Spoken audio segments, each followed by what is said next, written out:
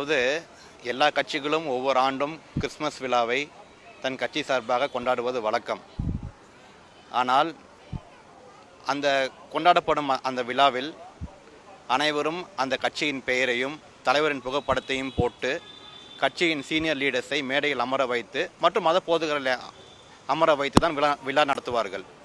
ஆனால் எங்களுடைய வெற்றி தலைவர் தளபதி அவர்கள் சமத்துவ கிறிஸ்மஸ் பிற விழா என்று ஒன்றை நடத்தி அந்த வச்ச பேனரில் கட்சியின் பெயரும் இல்லை, தலைவரின் புகைப்படமும் இல்லை.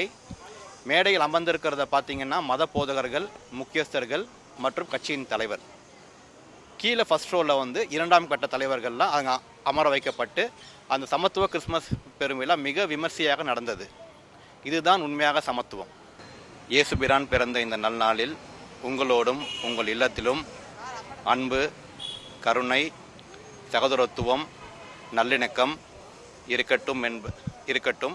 நான் அதுக்காக கடவுளை பிரார்த்திக்கிறேன்.